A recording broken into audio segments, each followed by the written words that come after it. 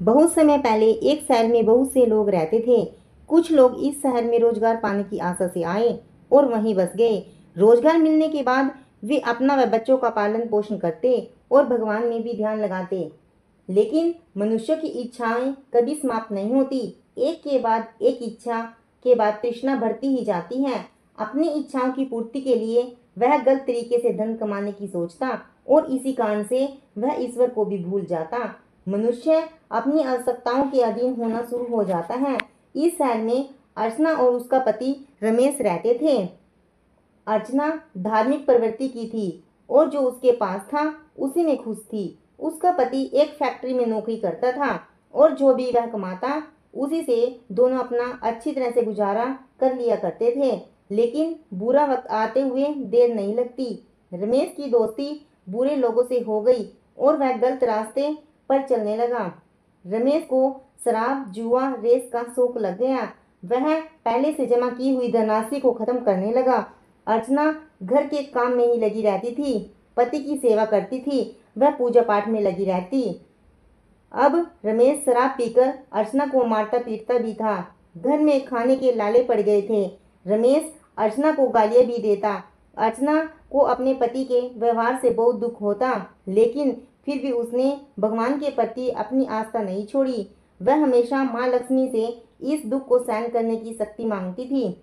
अर्चना की इस प्रकार की भक्ति से माँ लक्ष्मी का हृदय पिघल गया और उसी समय अर्चना को अपने कानों में आवाज आती महसूस हुई कि तुम्हारी आराधना सफल हो गई है। द्वार खोलकर देख कौन आया है। अर्चना ने देखा एक तेजस्वी ब्राह्मण खड़ा है। वह ब्राह्मण अर्चना से बोले कि जय माँ लक्ष्मी बोलो, माँ ने तुम्हारी प्रार्थना सुन ली है और कुछ खाने की सामग्री, आटा, दाल व घी आपके घर पहुंचाने के आदेश हुए हैं।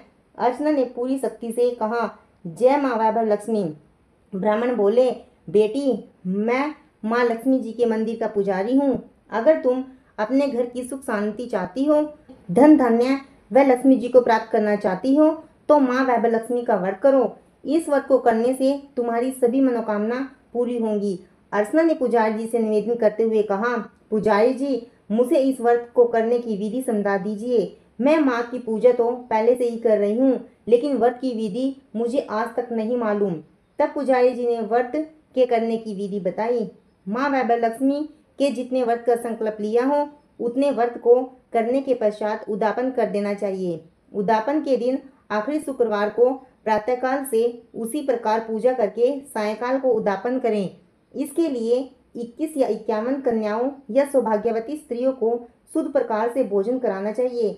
भोजन में खीर अवश्य होनी चाहिए। इसके बाद 21, 51 या 101 माँ वैभव लक्ष्मी व्रत कथा की पुस्तकें भेंट में देनी चाहिए। माँ वैभव लक्ष्मी व्रत कथा की पुस्तकें भेंट करते समय सबके माथे पर रोली या कुमकुम का तिलक लगाना चाहिए और कहना चाहिए कि माँ वैभव लक्ष्मी ने जैसे हमारी मनोकामना पूरी की वैसे ही इन सब की मनोकामना पूरी करें।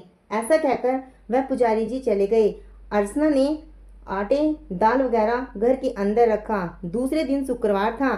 सुबह स्नान करके स्वच्छ कपड़े पहनकर अर्चना मन ही मन श्रद्धा से पूरे भाव से जय माँ वैभव लक्ष्मी, जय माँ वैभव लक्ष्मी को मन ही मन रटने लगी। सायंकाल को अर्चना पूर्व दिशा की ओर मुंह करके बैठी और पूरे विधि विधान से पूजन किया। रात में पति के आने पर अर्चना ने उन्हें प्रसाद खिलाया। प्रसाद खाते ही पति के स्वभाव में फर्क पड़ गया। इससे अर्चना का मन में वैभव लक्ष्मी व्रत की श्रद्धा और बढ़ गई। अर्चना ने पूरी श्रद्धा भक्ति से 21 शुक्रवार तक वैभव लक्ष्मी का व्रत किया। 21वें शुक्रवार को पुजारी के कहे अनुसार उद्यापन किया। 21 सौभाग्यवती स्त्रियों को वैभव लक्ष्मी व्रत कथा की पुस्तक भेंट की। फिर माँ के धन्य लक्ष्मी स्वरूप को मन ही मन प्रार्थना करने लगी कि हे धन लक्ष्मी माँ, मैंने आपके 21 वैभव लक्ष्मी व्रत करने का संकल्प लिया था, वह मैंने पूरा किया है। हे माँ, हमारा सबका कल्याण करो। जिसे संतान न हो उसे संतान देना। सौभाग्यवती स्त्री का सौभाग्य अखंड रखना। कुमारी कन्या को मनभावन पति देना। जो भी आपका यह चमत्कारी वैभव लक्ष्मी व्रत करे उनकी सब विपत्तियां दूर करना। सब पर अपनी कृपा दृष्टि रखना। हे माँ, हमारा परिणाम स्वीकार करो। इस तरह अर्चना ने श्रद्धापूर्वक माँ वैभव लक्ष्मी व्रत किया। उसे उस व्रत का फल भी मिला। अर्चना का पति सही रास्ते पर आ गया और पहले की तरह ही अपना कार्य करने लगा। माँ वैभव लक्ष्मी व्रत के प्रभाव से उसका व्यवसाय अच्छा चल निकला। घर में पहले जैसी सुख शांति आ गई। वैभव लक्ष्मी व्रत का ऐसा प्रभाव देखकर दूसरी स्त्रियां भी वैभव लक्ष्मी व्रत को करने लगी। हे माँ वैभव लक्ष्मी, जैसे आप अर्चना पर प्रसन्न हुई उसी तरह आप सब पर प्रसन्न होना, सबकी सुख शांति प्रदान करना। जय माँ वैभव लक्ष्मी। आशा करती हूँ दोस्तों आपको मेरी ये धार्मिक जानकारी अच्छी लगी होगी। अगर आपको मेरी ये धार्मिक जानकारी अच्छी लगी हो तो प्लीज़ मेरे चैनल को लाइक करें, ज़्यादा से ज़्यादा शेयर करें। अगर आप मेरे चैनल पर नए हैं तो प्लीज़ मेरे चैनल को सब्सक्राइब करें। धन्यवाद।